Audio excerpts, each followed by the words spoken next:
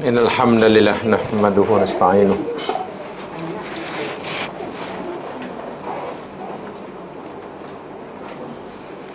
natubu ilaihi wa nastaghfiruh.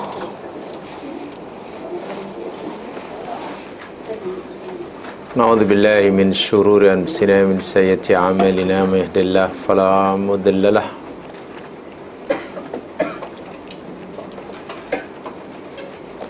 wa may yudlil fala hadiya lahu.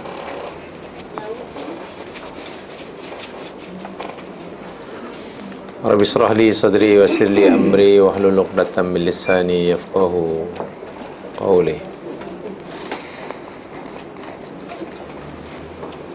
Raditu billahi wa rabbah wa bil islami dina min Muhammadin nabiyya wa rasulah.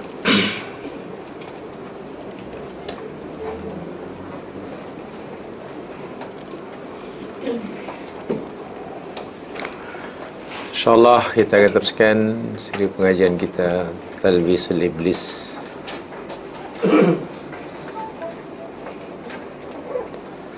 Terakhir yang kita pelajari yakni Talbisul Iblis Talbisuhu fil Hajj.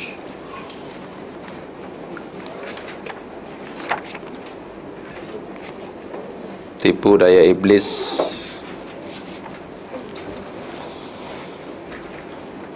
terhadap anak Adam dalam melaksanakan ibadah haji.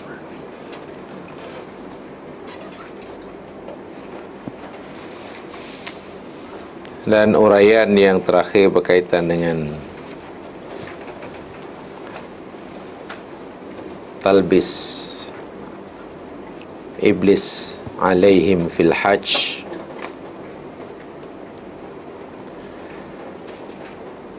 Saya telah jelaskan bahawa punca penyesatan ataupun perkara sebab yang menyebabkan berlakunya kesesatan, al-fitnah, secara umumnya terbagi menjadi dua. Ada yang pertama namanya fitnatus syahawat, barangkali masih diingat. Yang kedua fitnatus syubuhat.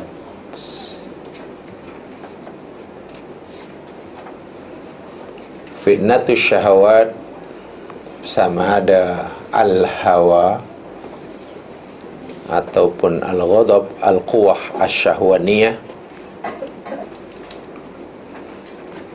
maupun al-quwah al-ghadabiyah.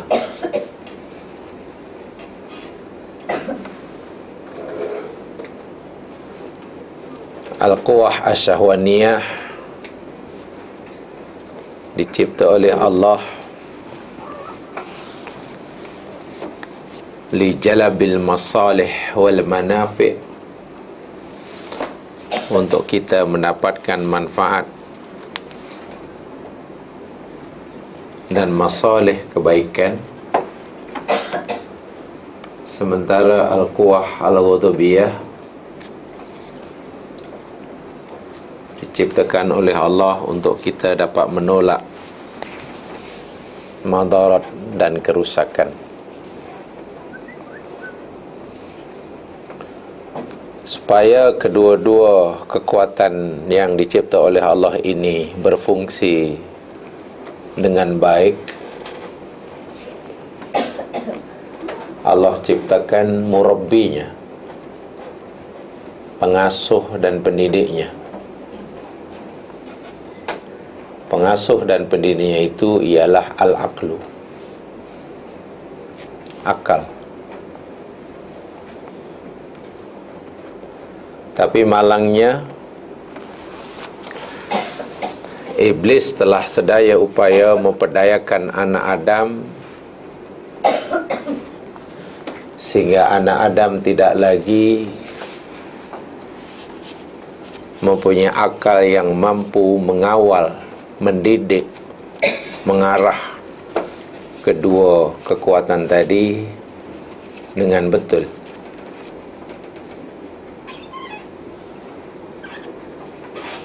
Iblis menyuruh anak Adam menggunakan al-quwah as-sahwaniyah, keinginannya terhadap sesuatu, kalau boleh semuanya, termasuk yang perkara-perkara yang merugikannya. Iblis suruh anak Adam supaya menggunakan al-quwah al-ghadabiyah, membenci, menolak segala sesuatu termasuk perkara yang memberinya manfaat. Bila ini yang berlaku, maka sesatlah anak Adam itu. Di sinilah talbis iblis. Dan kesesatan yang kedua berpunca daripada al-fitnah, fitnatus syubuhat, yang biasanya fitnatus syubuhat, kesesatan kerana syubuhat,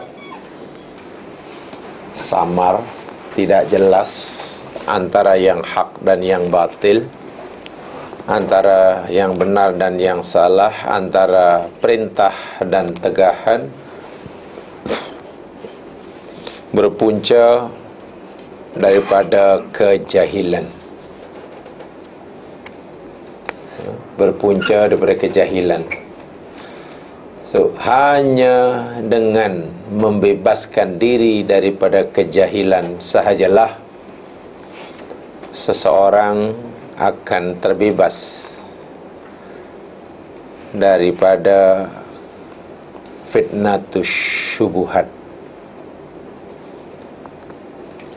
Sehingga setiap kebenaran akan dilihatnya sebagai kebenaran dan kemudian dilakukannya.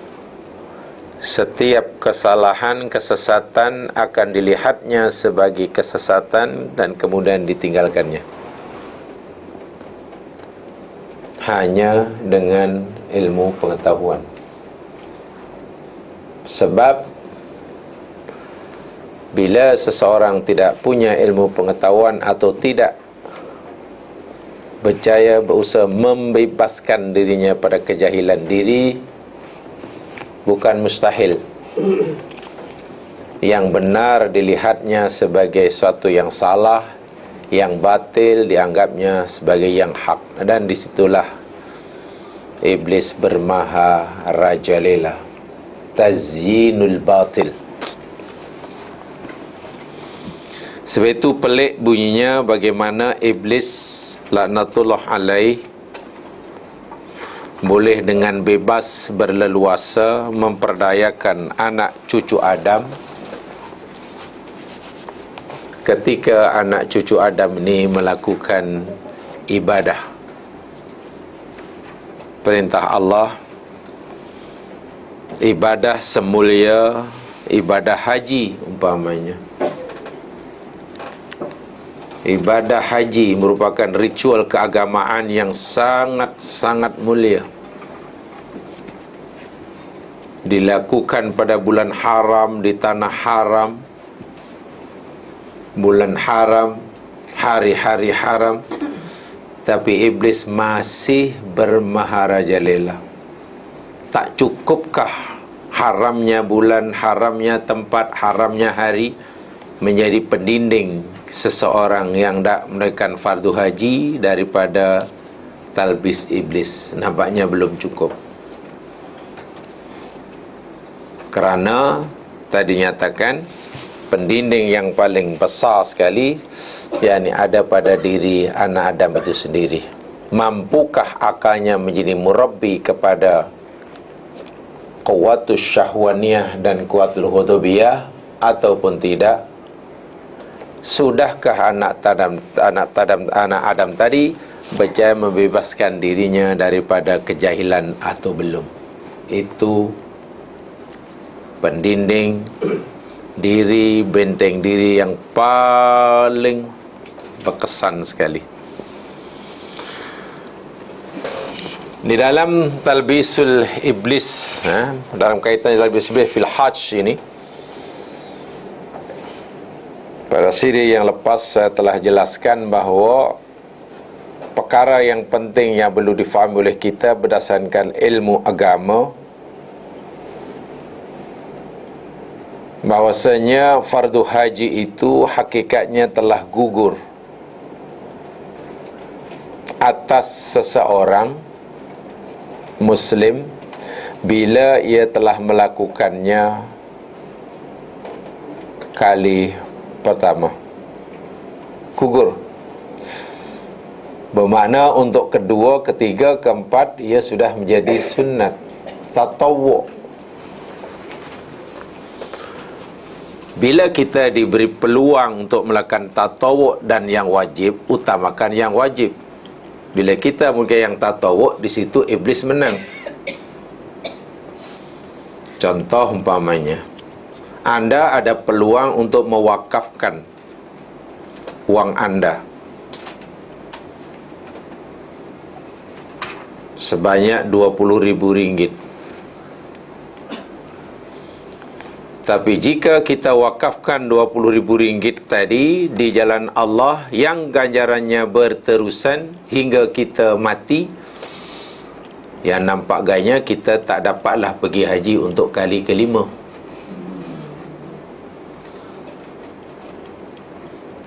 Kemudian kita memilih tak apalah, saya nak pergi juga untuk kali kelima. Apalagi konon ceritanya di Makkah sudah banyak perubahan, sudah kemudahan. Saya nak tengok bullet train, saya nak tengok bullet train sebab selama ni tak nampak train yang bullet, yang nampak lonjong train. Nak rasa katanya. Walhal pergi itu hanya sunat. Kenapa dipilihnya yang sunat sedangkan depannya itu peluang untuk sedekah jariah? Saya tidak kata perginya itu tidak sah, bukan. Ingat yang kita pada tempoh hari, tujuan talbis iblis bukan sekadar menyesatkan anak Adam, nak pastikan anak Adam ni kalaupun buat amalan untungnya tak banyak. Kalau boleh anak Adam ni jangan beruntung lah walaupun sikit. Tapi kalau untung pun iblis pastikan untung yang kurang. Bayangkan buat yang sunat, mana pahalanya lebih besar daripada buat yang sedekah jariah? Depan mata kita pun faham, tapi kenapa nak pergi juga? Yalah, sebab kalau nak pergi nanti sekurangnya ada koleksi haji kan dah 5 kali.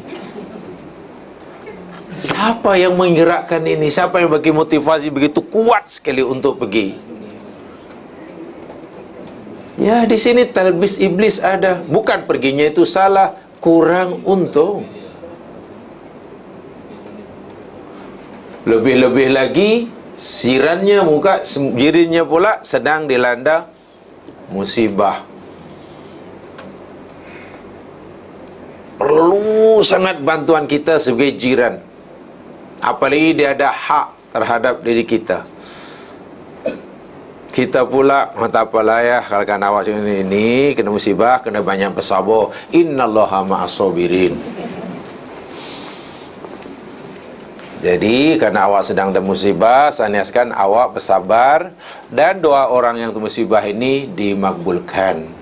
Jadi, saya mintalah awak doakan saya nak pergi umrah kali yang ke-6. Doa awak makbul sebab awak sedang dilanda musibah.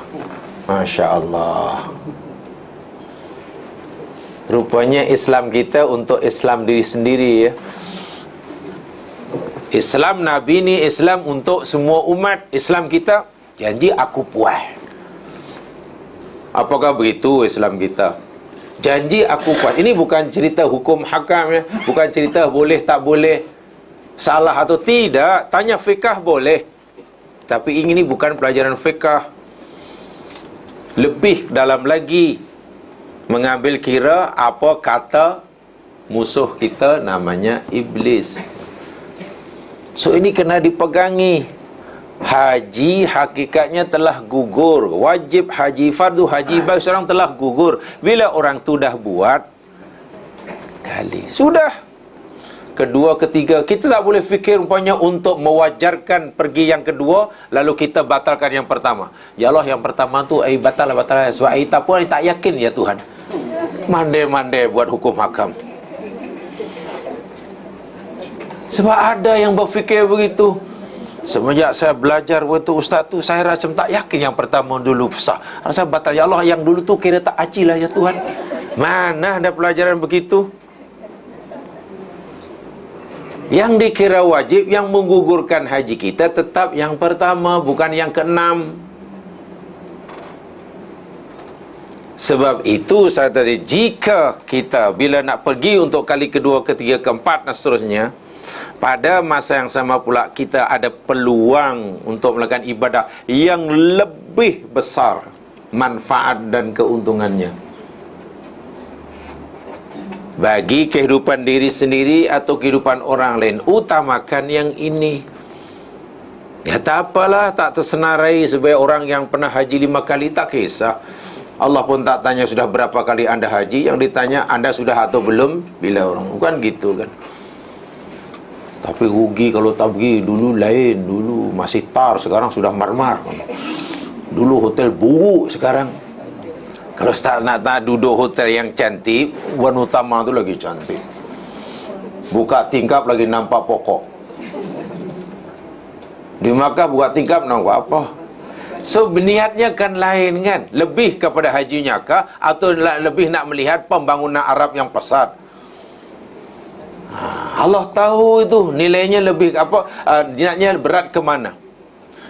Nah, lebih berat tengok bangunan-bangunan pencahaya langit yang termoden di Jeddah ataupun haji. Allah Maha tahu dan Allah tu sari'ul hisab. InsyaAllah sah hajinya, InsyaAllah sah umrahnya, tapi bukan cerita sah atau tidak. Ini cerita talbis iblis yang sangat-sangat halus. Ibnul Jauzi dah berpesan dah. Lebih-lebih lagi bila wang yang digunakan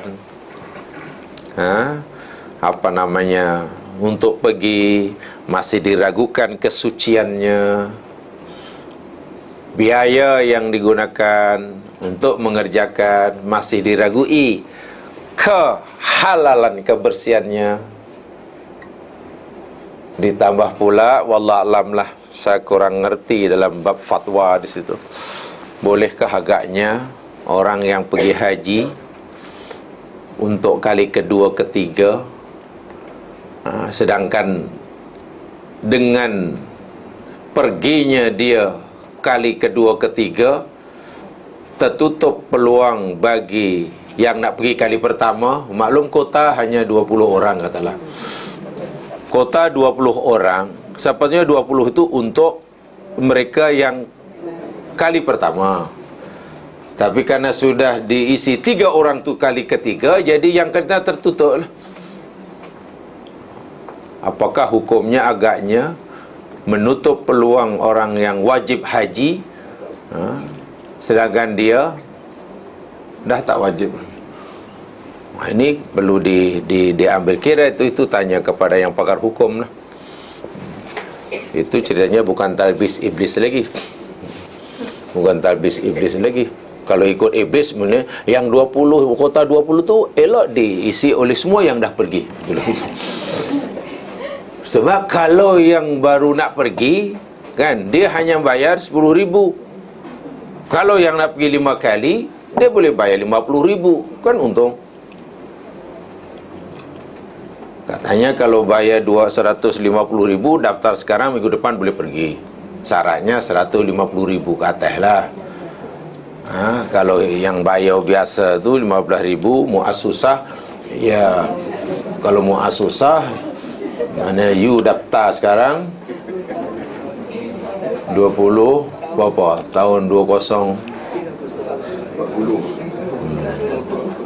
ke apa, boleh jadi ya 2052 ke apa ke. Saya 2 tahun lepas, 3 tahun lepas, saya daftarkan anak saya, semua ni okey lah, hormat anak. Pasal nanti bila ditengok-tengok, oh bagus, nanti dapat 2022. Okey lah, 2022, 2023 ke begitu. Mana 8 tahun lagi, okey lah kamu boleh pergi.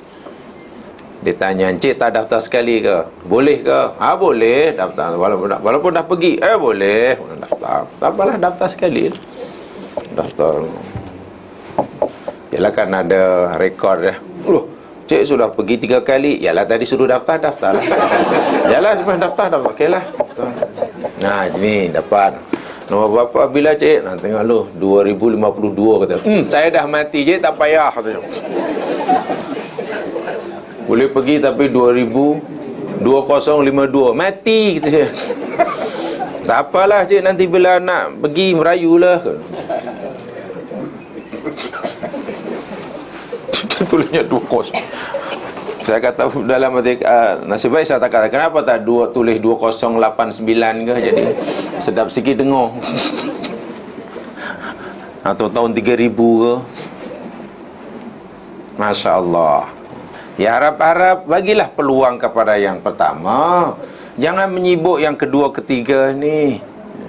Cari yang lain. Kalau hanya setakat nak tengok lah umpamanya bangunan Arab yang moden, ya, pergilah. Boleh tiap bulan. Ya, cari besan orang sana, boleh tiap bulan.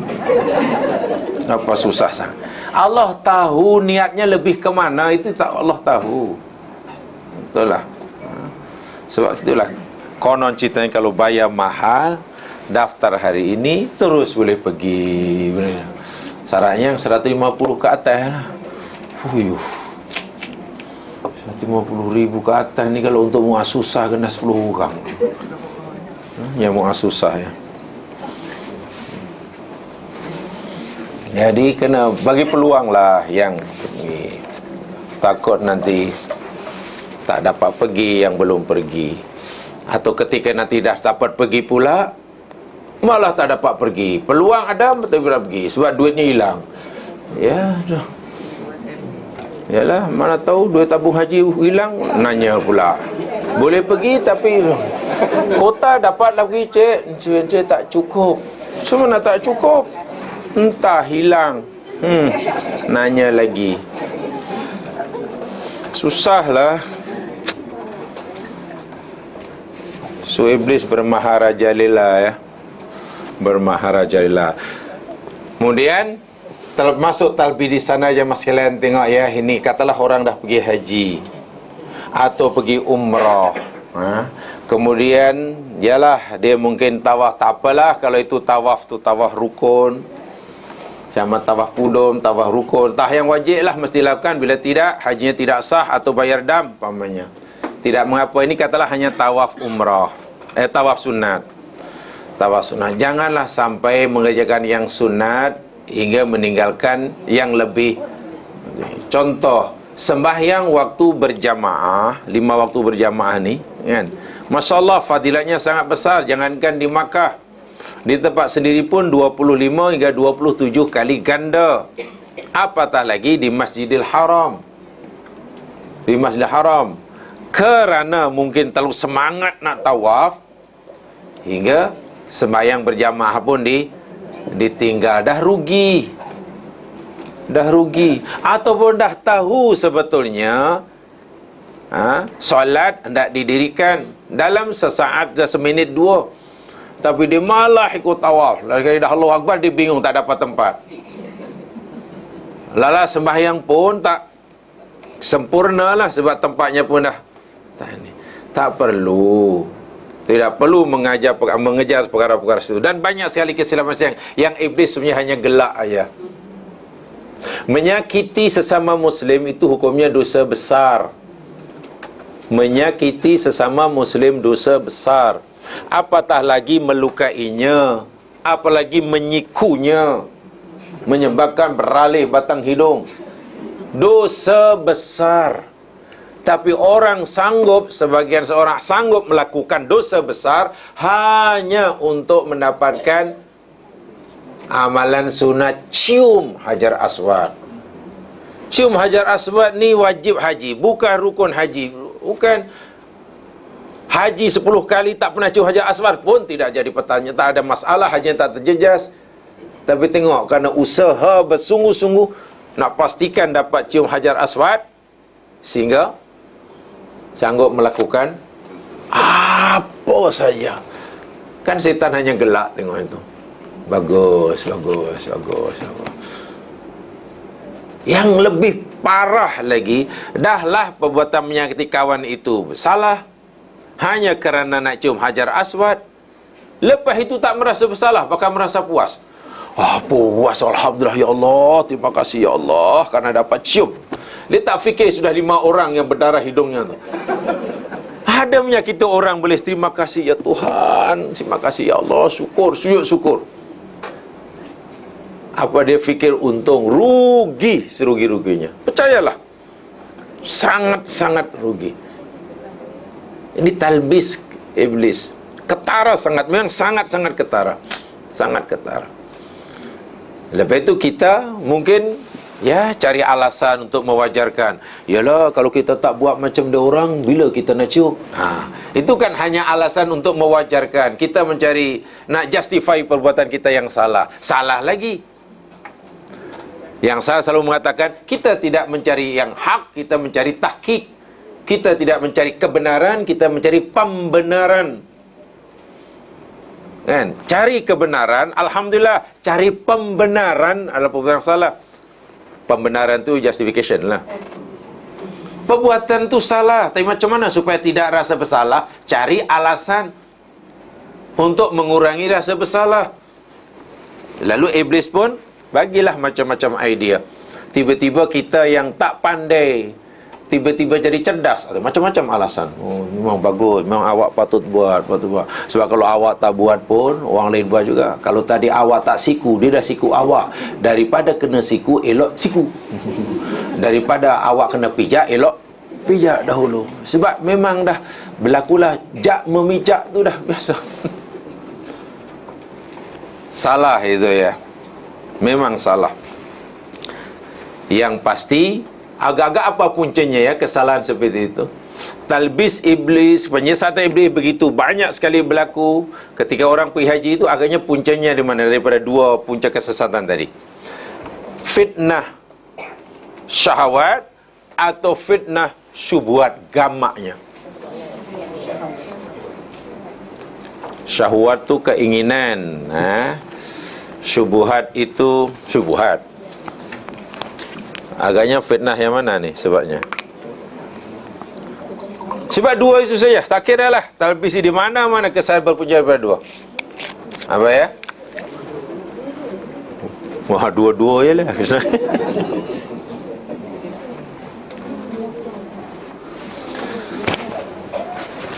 Tapi lebih kerana yang mana? Kalaulah 2 okeylah, lebih kepada yang syubhat atau yang syahwat.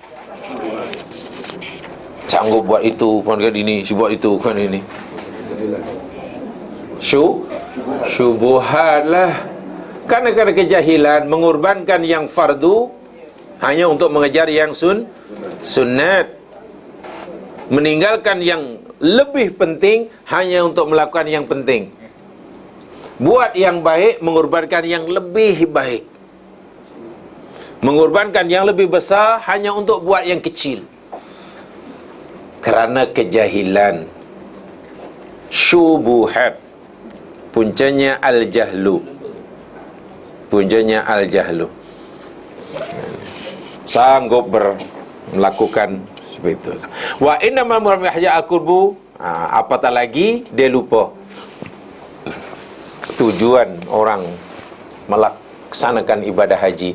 Al-qurbu bil qulub la bil badan. Di situ disebutkan yakni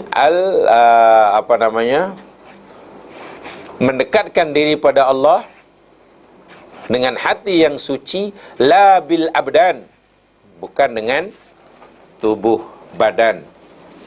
Jadi keutamaannya yakni membersihkan, menyucikan hati, bukan penampilan diri. Bukan penampilan diri. Sebab itu dijaga benar-benar. Kemudian ya Thomas kerana beli nabatana fi nabatiqatiyah. Okey, sudah. Akhiram, dan itu kaitannya dengan hukum hakam lah. Bila orang tak tahu banyak ya mas sekalian tentang apa namanya hukum hakam, insya-Allah banyaklah berlaku talbis. Jadi untuk menghilangkannya, satu, hilangkan, bebaskan diri daripada kejahilan, Muka surat yang ke-196 di situ ditambah masibah haji, yakni tipu daya iblis dalam masalah tawakal. Apa kaitannya dengan ibadah haji? Begini, saya bacakan.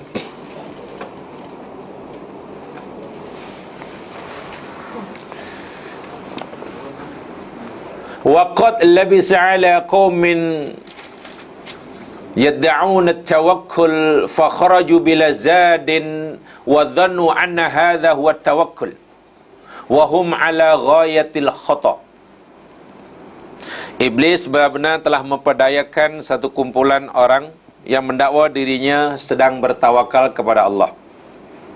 Lalu mereka bepergian menunaikan fardu haji atau umrah tanpa membawa bekalan. Alasannya tawakal tu Allah. Hanya membawa duit RM1 untuk mendapat gelaran haji RM1. Numpang ajalah, numpang. Tahu kenapa cerita tak pesawat Allah? Nanti saya tumpang ajalah. InsyaAllah bila kita tawakal pada Allah Subhanahu Wa Taala, Allah akan tolong. Walaupun tak bawa apa-apa bekalan. Kalau ada bas suruh tumpang-tumpang, kalau tak ada jalan kaki. Kalau ada orang pergi makan-makan, kalau tak ada puasa. Dengan alasan tawakkul. Hum ala ghayatil khata'. Tindakan yang seperti itu adalah merupakan satu kesalahan yang sangat-sangat nyata. Seorang lelaki bertanya kepada Imam Ahmad bin Hanbal rahimahullah. Kata lelaki itu, uridu an akhraja ila Makkah ala tawakkul min ghairi zadin. Tuan Ahmad bin Hanbal, aku hendak bepergian ke Makkah dengan bertawakal kepada Allah Subhanahu Wa Taala tanpa membawa bekal sedikit pun. Modalku tawakal. Kata Imam Ahmad bin Hanbal yang salih ini, fakhruj fi ghairil faqila. Dari Imam mengatakan, pergilah tanpa dicari rombongan. Qala la ila mahum. Qala fa'ala jarabin nas tawakkal fa nasallallahu ayyafkana. Dia menjawab, tidak, kecuali bersama mereka. Imam Ahmad mengatakan, apakah pada bekalan makanan orang banyak itu kamu bertawakal? Kami mohon kepada Allah agar memberi kami pertolongan. Artinya Imam Ahmad tidak membenarkannya, tidak membenarkan orang itu nak pergi tanpa bekal. Sebab kalau kamu tak ada bekal pun, kamu mesti pergilah ikut rombongan lain yang bawa bekalan. Bawa bekalan. Sebab kalau kamu tak bawa bekalan kerana kamu tidak punya bekalan, tidak mengapa.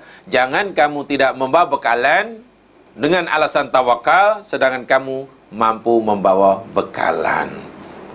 Nabi pun telah melarang seorang yang telah bernazar nak pergi haji daripada Yaman ke Makkah tanpa bekalan. Nazarnya ada 3. 1, nak pergi haji.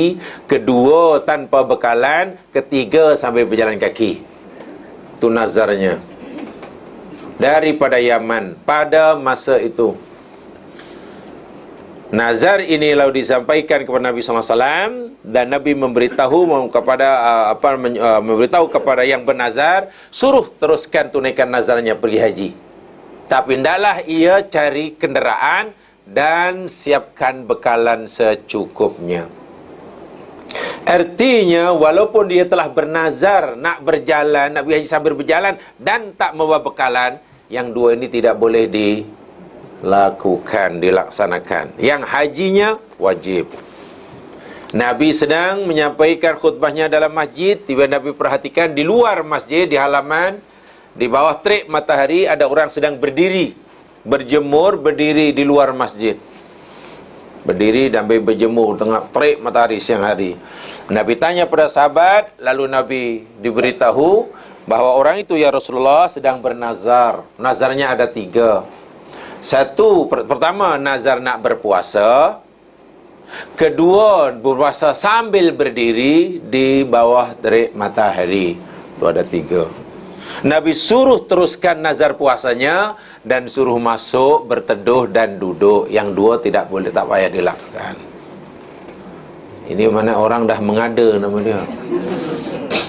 Sebab nazar ini yakni mewajibkan sesuatu atas dirinya, sesuatu yang karena Allah, perkara-perkara yang tidak wajib atasnya. Benda itu tidak wajib, lalu ia wajibkan pada atas dirinya kerana Allah.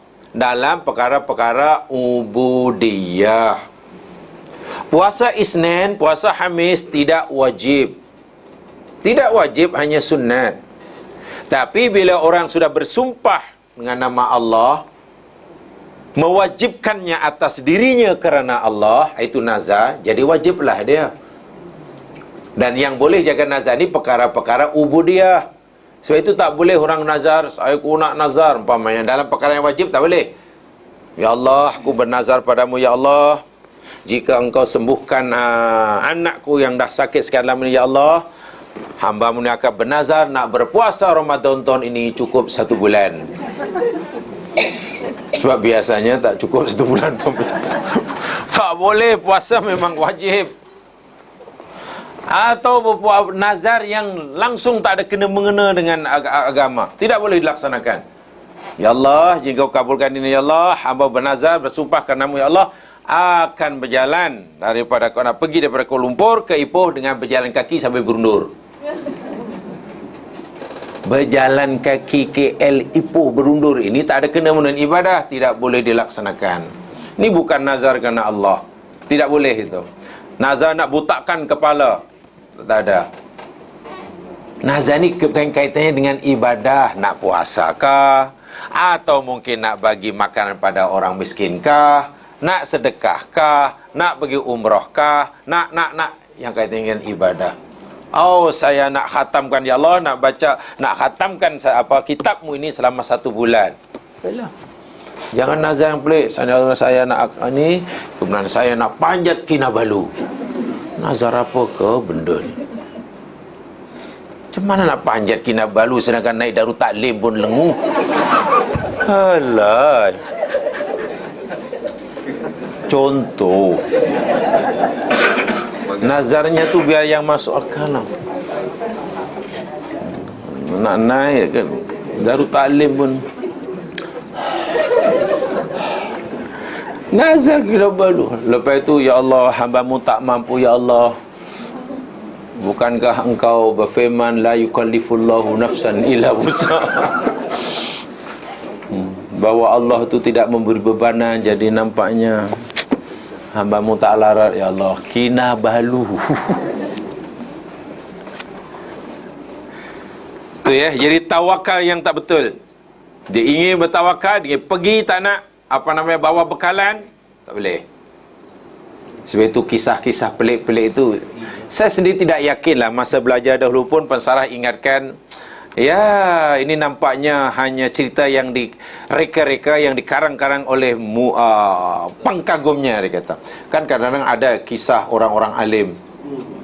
Orang-orang alim dahulu kisahkan, konon orang alim daripada Iraq, wali apakah, pergi haji jalan kaki, tak bawa bekalan.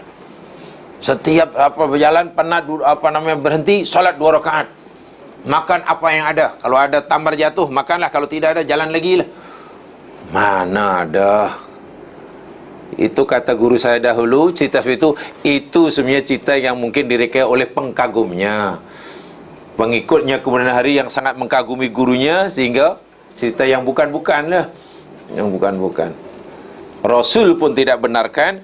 Takkan orang yang benar-benar ikuti Nabi akan melakukan perkara yang bercanggah dengan ajaran Nabi sallallahu alaihi wasallam. Ibnul Jauzi dalam kitabnya yang lain, dalam kitabnya Saidul Khatir. Nama kitab ini karang Ibnul Jauzi namanya Saidul Khatir. Beliau menyatakan wa minal mutazahhidin aqwamun yarawna tawakkul qad al-asbab kulliha. Sesetengah, beliau tidak kata semua. Mana tak semuanya salah, tapi juga tak semuanya betul. Sesetengah daripada orang yang mendakwa dirinya zuhud. Yang mendakwa dirinya zuhud. Ada mereka yang berpendapat bahwa tawakal itu qat'ul asbab. Qat'ul asbab maknanya memutuskan atau meninggalkan sebab, meninggalkan ikhtiar. Anda sakit, kalau ikut orang ini, dan ingin tawakallah, Allah sendiri akan menyembuhkannya. Tak payah jumpa doktor, tak payah minum obat, tak payah pergi IJN. Wah, dah doktor beritahu lah, Encik ni sebenarnya ada blockage ni. Ada blockage, jadi kena segera operate lah. Taklah banyak, jadi belum banyak, baru 8 katanya. Dia kata, tak, saya tak nak, saya takut Allah yang cipta aku, Allah yang menjadi aku, Allah yang telah tawakaltu ala Allah. Hari-hari hanya hasbunallah wa ni'mal wakil, ni'mal maula wa ni'man nasir. Memutuskan asbab, tidak melaksanakan ikhtiar. Wa hadza jahlun bil ilmi, kata Ibnu Jauzi. Inilah bukti nyata kejahilannya terhadap ilmu pengetahuan, terhadap agama. Jahlun bil ilmi. Tawakal tidak membolehkan, tidak membenarkan kita meninggalkan ikhtiar. Anda lapar, tak boleh hanya tawakal menunggu makanan masuk ke mulut. Depan ada makanan, tawakal tu Allah, hasbi Allah, hasbunallah wa ni'mal wakil, tunggu makanan tu. Harap-haraplah makanan tu. Yalah, jika Allah izinkan, boleh jalan sendiri apa nasi tu. Lah mati. Mati, bawa doktor, buat postmortem. Doktor pakar setelah buat postmortem, buat otopsi, mereka sepakat menemukan punca kematiannya. Punca kematiannya kelaparan. Tanya pada ahli waris, macam mana cik ini boleh kelaparan ni, tersesat di hutan ke? Oh tidak, masa itu dia sedang berada di meja makan, masa itu buffet.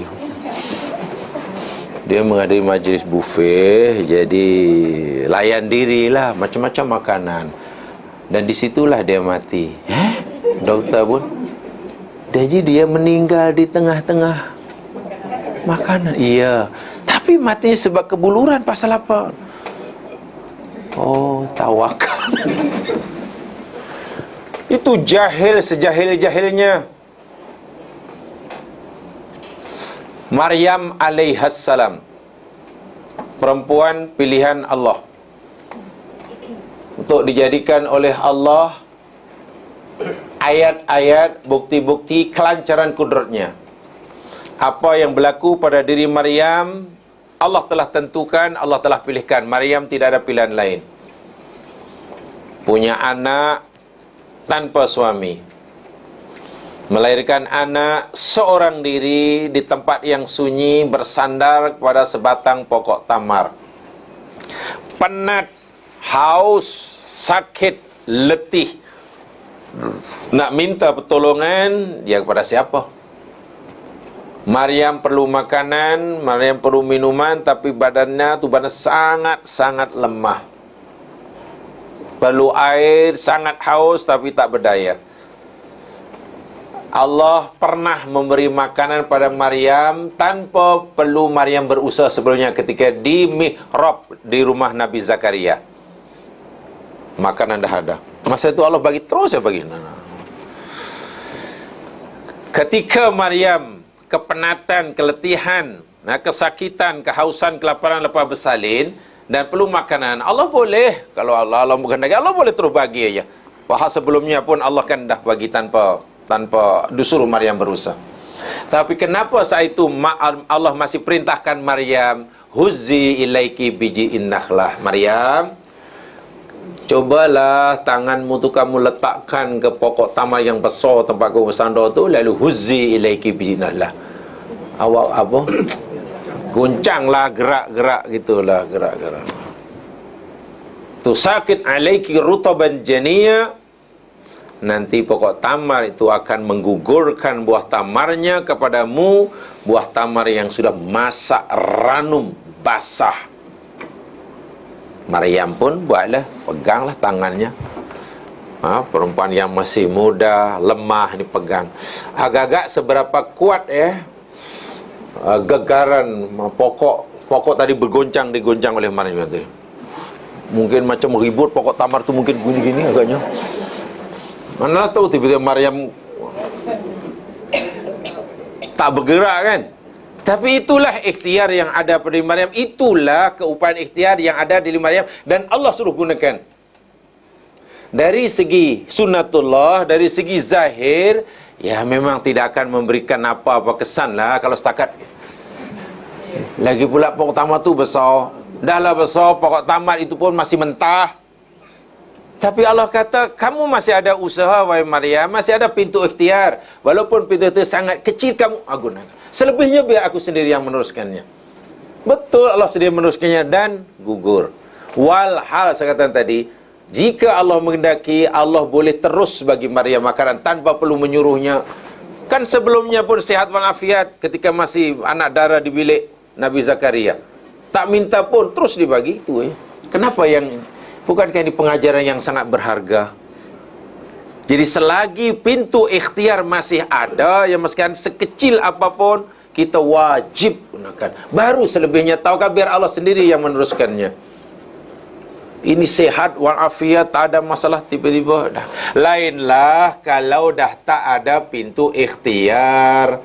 Ini panggil tawakal mutlak lah. Tawakal mutlak, yang ini bila kita dah tertutup, tak ada langsung. Apa yang boleh kita buat? Tak boleh. Ya, terus dah mengadu pada Allah Subhanahu Wa Taala. Contoh Nabi Yunus dalam perut ikan. Apa yang usaha yang boleh dilakukan oleh Nabi Yunus untuk memulihkan ikan dia keluar dari perut ikan? Ditolak-tolak ikan itu. Lagi ikan tu geli, lagilah dipusing dia. Nabi Yunus katalah tolak ikan dan ikan tu geli, jadi lagilah perut ikan tu. Lagilah. Kalau dimuntahkan di ikan kata tak tahan geli. Dimuntahkan di tengah lautan, di dalam, mati juga. Tak ada pintu ikhtiar untuk bagi Nabi Yunus waktu itu untuk membebas daripada perut ikan. Tidak ada. Ya, akhirnya dia hanya la ilaha illa anta subhanak inni kuntu minaz. Itu ajalah. Macam mana Nabi Ibrahim? Apa ikhtiar Nabi Ibrahim untuk menyelamatkan dirinya daripada mati terbakar ketika dicampak dalam api? Tak ada. Sama sekali tidak ada. Pintu ikhtiar dah tertutup. Ya, masa itu tawakal tu Allah 100%. Boleh kata hasbi Allah wa ni'mal wakil. Sudah. Kalau selamat, tidak sebab tak ada. Akhirnya Allah selamatkan. Kita belumlah diuji seperti mana Ibrahim campak dalam api. Kita belumlah diuji seperti mana Yunus ditelan di ikan. Kita belumlah diuji seperti mana mungkin Nabi Zakaria yang dah lanjut usia, istrinya pula mendulah dan inginkan anak. Pasangan yang dah tak muda, apalagi disahkan istrinya mandul, inginkan zuriat. Apa ya usaha yang boleh dilakukan, ikhtiar yang boleh dilakukan? Masa itu pula belum ada lah doktor macam sekarang. Ya, paling minum apa ya? Minum apa ya? Jamu apa ya? Herba katanya ya. Ya mungkin ramuan-ramuan akokir. Akar-akar kayu bahasa Melayu. Ini asalnya bahasa Arab. Akokir bahasa Arabnya. Al-akokir itu mungkin bahasa Arabnya akar-akar. Itu obat yang paling lama tu. Obat tradisional yang paling lama tu, minum akar. Mungkin. Tapi kan tak menjadi, tak mengubah keadaan. Tetap juga belum dianugerahkan anak oleh Allah Subhanahu Wa Taala. Akhirnya hanya merayu dan merayu. Itu tak apa. Tapi kan kita bukan seperti itu. Jadi kata Ibnu Jauzi, itu satu kebodohan, kejahilan yang nyata. Dengan alasan zuhud kepada Allah, lalu meninggalkan asbab nak tahu kepada Allah. Hadza jahlun bil ilmi, jahilan. Fa inna Nabi sallallahu alaihi wasallam dakhala al-ghar. Nabi sebelum ketika dalam perjalanan hijrah ke Madinah, Nabi tidak terus keluar dari rumah terus pergi ke Madinah. Nabi singgah sembunyi dahulu dalam gua. Gua itu pun, masya-Allah, dari rumah Nabi Makkah jemaah sekalian. Kalau nak pergi Madinah, ini ke arah timur ke arah barat? Daripada Makkah nak pergi Madinah, ini perginya arah timur, arah barat, atau arah bawah, arah atas? Arah atas. Betul. Makkah ke Madinah, arah timur atau barat? Utara. Jangan pilih timur atau barat. Timur salah, barat salah, utara. Ke arah utara. Tapi Nabi tidak terus pergi ke arah utara. Sebab dia tahu, Quraisy tahu Muhammad Nabi hijrah. Sekarang di rumah sudah tidak ada. Ini mesti dia dah akan dikejar ke utara kan. Jadi untuk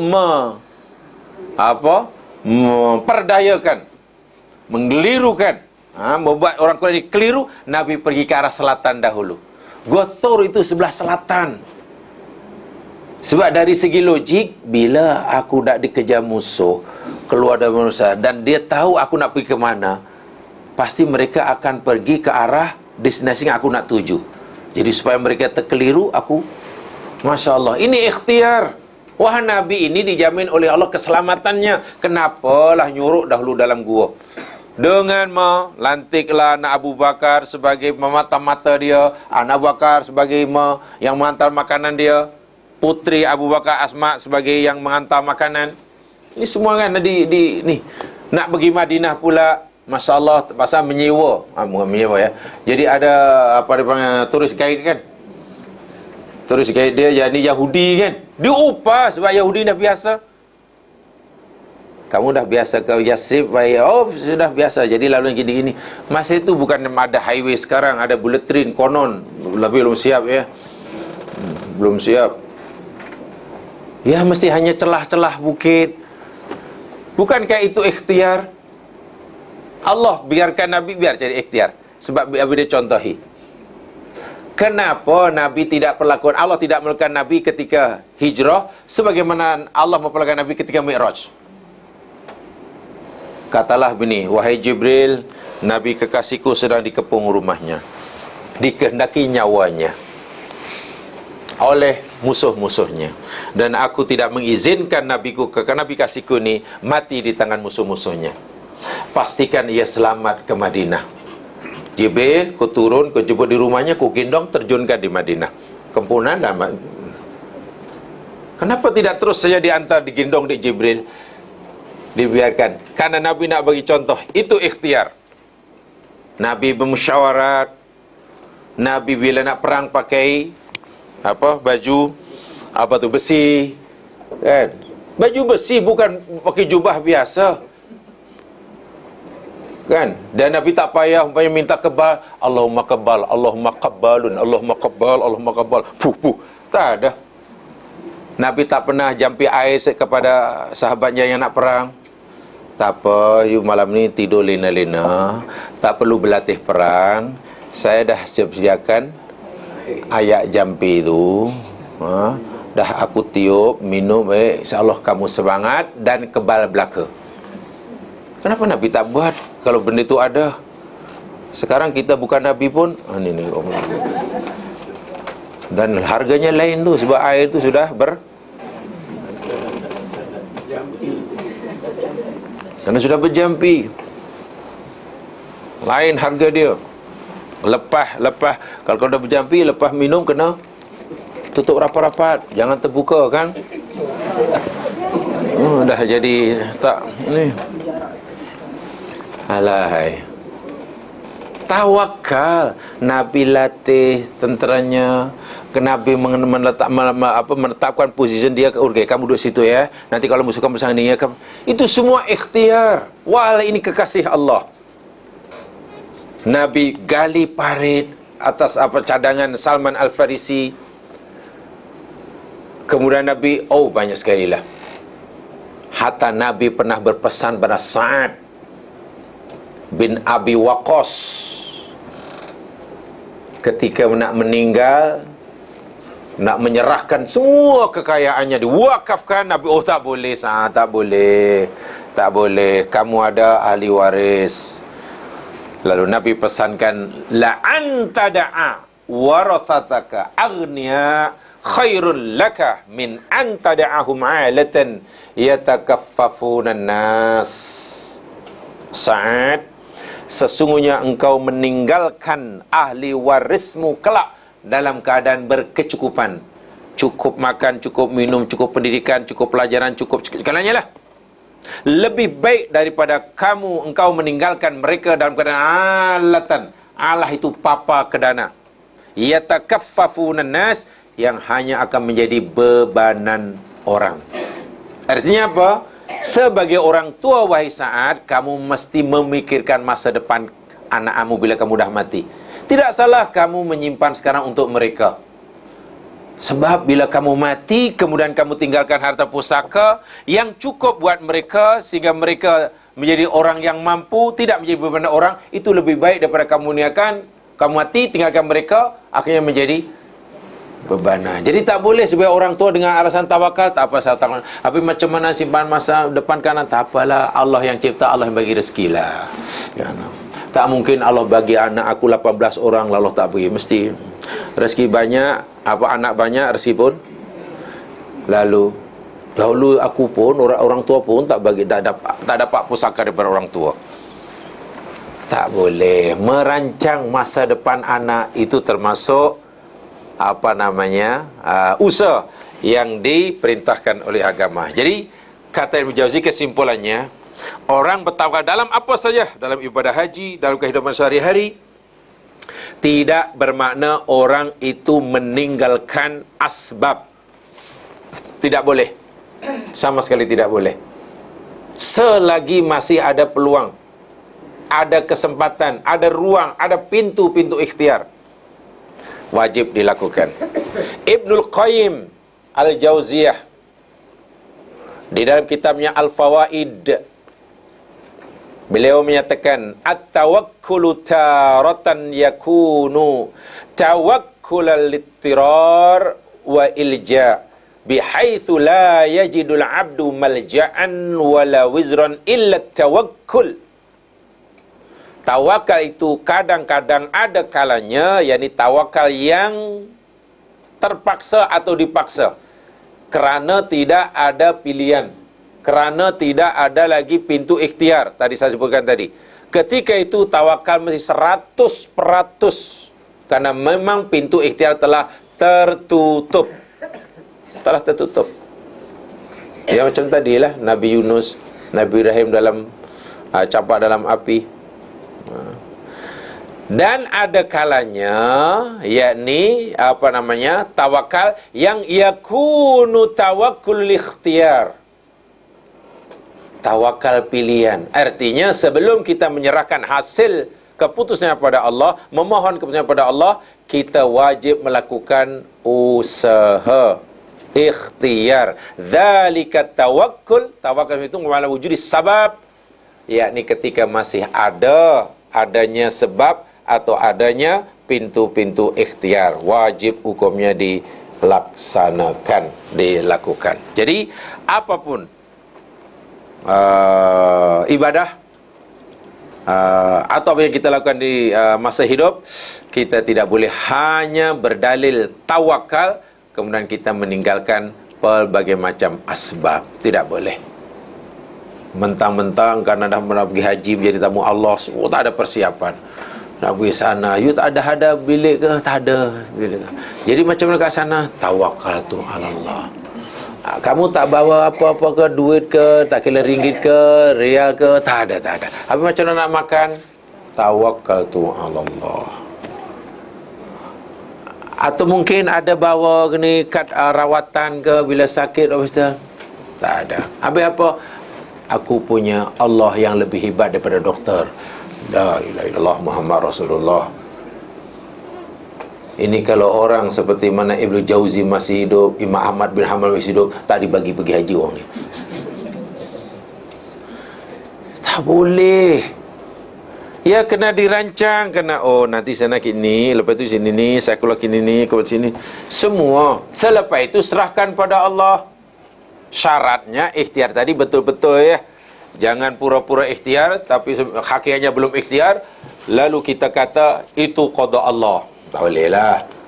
Ini yang biasanya dilakukan oleh sesetengah, bukan semua. Sesetengah. Apa namanya? Ini apa nama travel agency yang menguruskan orang nak pergi haji ataupun umrah sesetengah. Dia kata nanti sini, nanti bini, nanti gini, di sana gini, sini ni. Wah, dia tahu dia bukan dibuatnya pun. Sebab dia tahu tak boleh buat seperti itu. Sampai sana ya, nampak kalang kabut. Macam mana ni cik? Kami dah usaha lah, jadi nampaknya betul lah, manusia berusaha, Tuhan juga yang bukan. Jadi macam mana cik? Jadi nampaknya kita tak boleh duduk sini, kita paksa ambil cari hotel yang agak jauh sikit lah. Jadi jauh macam mana? Kata di hotel yang ini, yang ada apa dalam 20 meter ini. Tak, ini yalah apakan daya, tak boleh macam mana, kita ada ikhtiar. Jadi macam ya tak apalah, kita ada dalam. Taklah jauh, ada dalam 3 kilometer.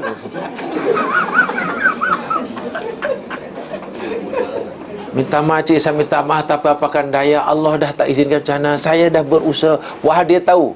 Dia tahu memang tak mampu nak buat sebelum ketika dia menawarkan. Satu bilik katanya ada yang tempat satu bilik 2 orang.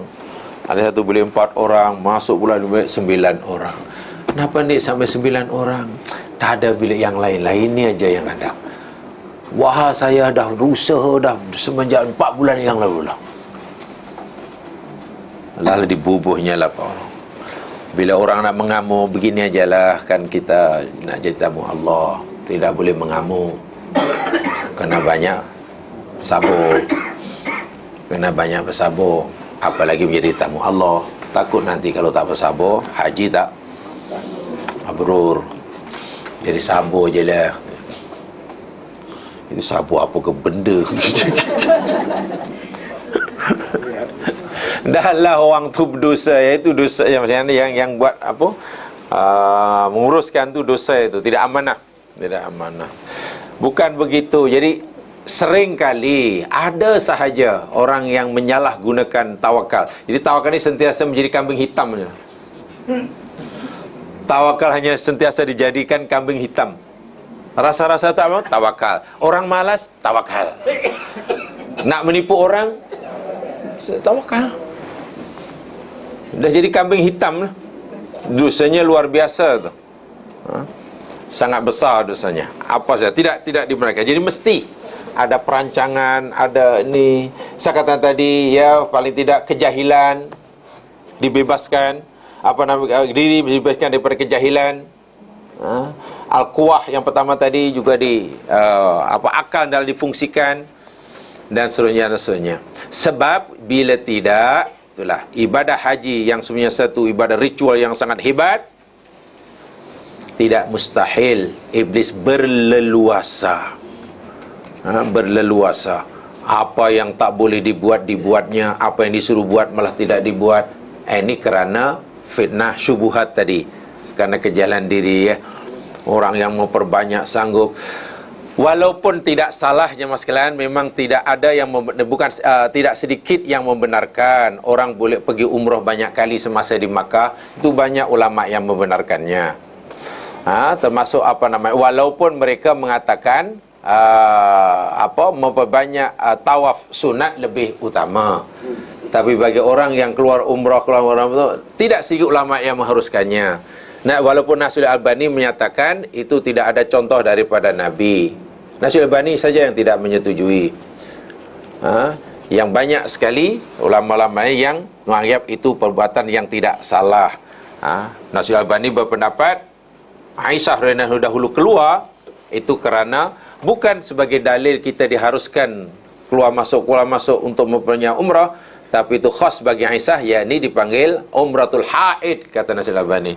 Itu umrah bagi orang yang haid ketika nak melakukan fardu haji dan belum sempat sempurna berumrah kerana sudah ada haid, dan jadi bagi orang yang tidak ya tidak dibenarkan. Imam Ahmad mengharuskan, tapi mesti ada jarak masa minimum 10 hari atau minimum yakni rambutnya sudah bernampak. Ya mas sekalian, bila orang umrah ni kan nanti tahallul juga. Dan tahallul itu kalau ikut sunnah botak kan. Jadi katakanlah botaknya berapa, zuhur dibotak sebab dah habiskan satu umrah. Bila petang keluar lagi, malam datang lagi, nak botak apa lagi? Ini belum. Jadi kata Imam Ahmad boleh, tapi tunggu apa namanya? Tumbuh nampak hitam sikit, sebab nanti bila tahallul boleh. Jadi Imam Ahmad mengharuskan, tapi tunggu masanya. Mungkin 3 hari selepas itu. Kalau jenis rambutnya subuh, mungkin dalam 2 hari dah 1 inci lagi. Kalau yang jenis rambut tak subuh, memang tak ada pun. Artinya lebih ramai yang mengharuskan. Walaupun mereka berpesan, sebetulnya dari segi dalil tawaf sunat lebih afdal daripada keluar masuk untuk mengerjakan ibadah umrah. Walaupun hukumnya boleh, tidak salah. Tak salah memilih yang pendapat ini. Walaupun saya tetap meraihkan perbezaan, seperti mana Nasir Albani tidak menyetujui. Imam Malik hanya mengatakan makruh saja hukumnya. Imam Syafi'i mengharuskannya. Imam Ahmad boleh, tapi dengan syarat ada gap masa, pastikan nanti bila nak tahallul sudah ada lagi rambut yang nak dibotak lah gitu. Sebab kalau tengah hari botak, lepas tu keluar lagi, lepas tu maghrib lepas asar datang lagi, apa lagi yang nak dibotak lagi ni. Jadi kena ada macam tu. Hanya itulah mereka termasuk yang mengharuskan ini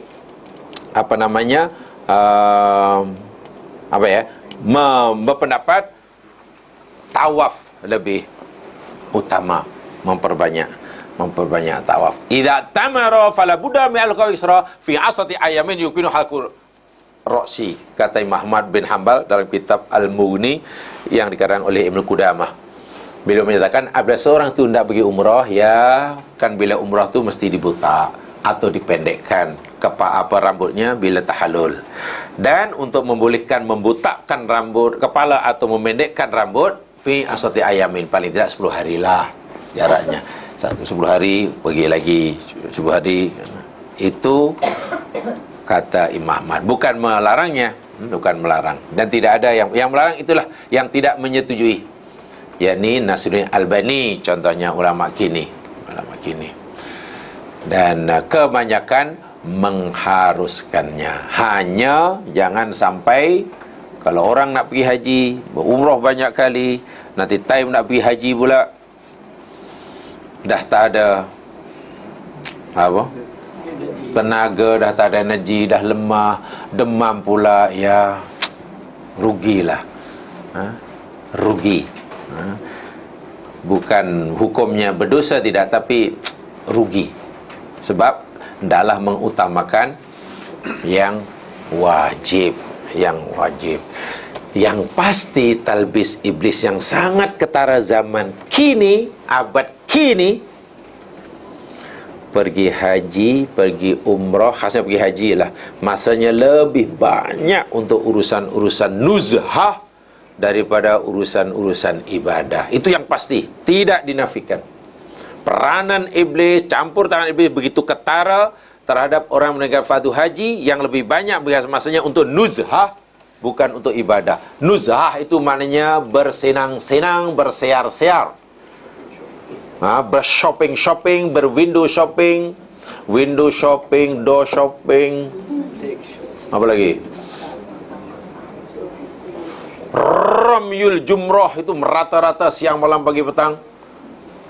Melontar itu sebetulnya hanya di Mina.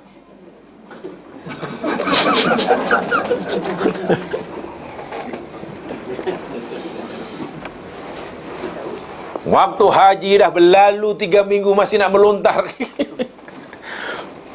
Lebih banyak di situ. Kalau orang lebih banyak itu memanglah confirm, itulah talbis iblis. Lebih banyak di luar masjid daripada dalam masjid.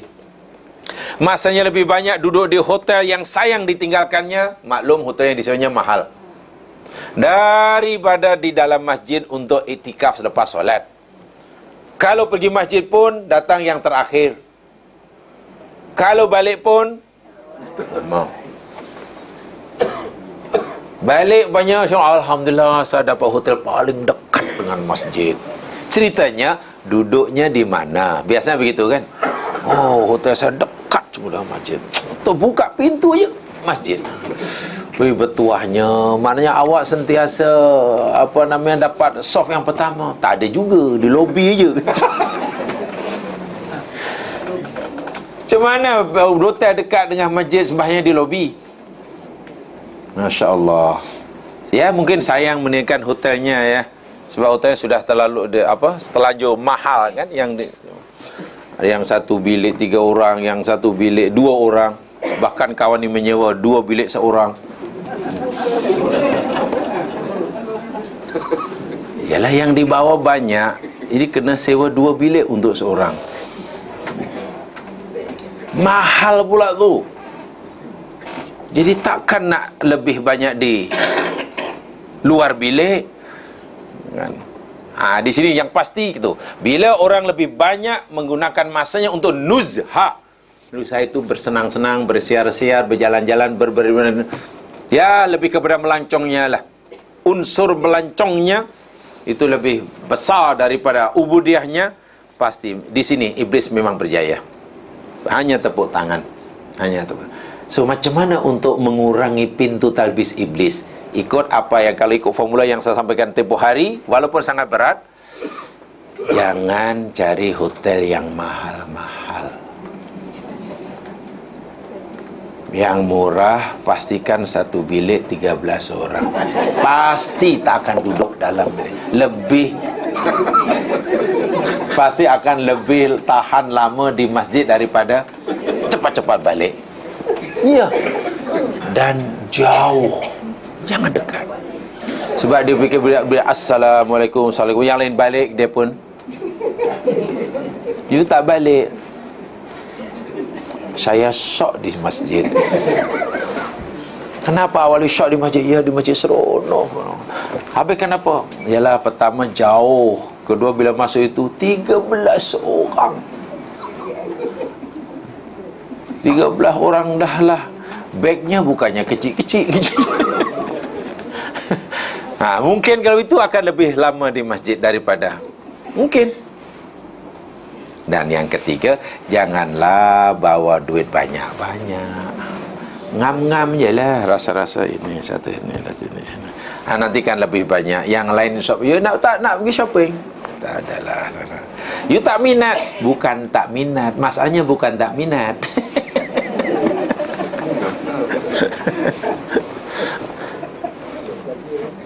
Ya, seperti yang saya jumpai hamba Allah haji yang begitu. Rupanya betul memang ngam-ngam, orang susah, datang daripada belahan bumi yang paling jauh.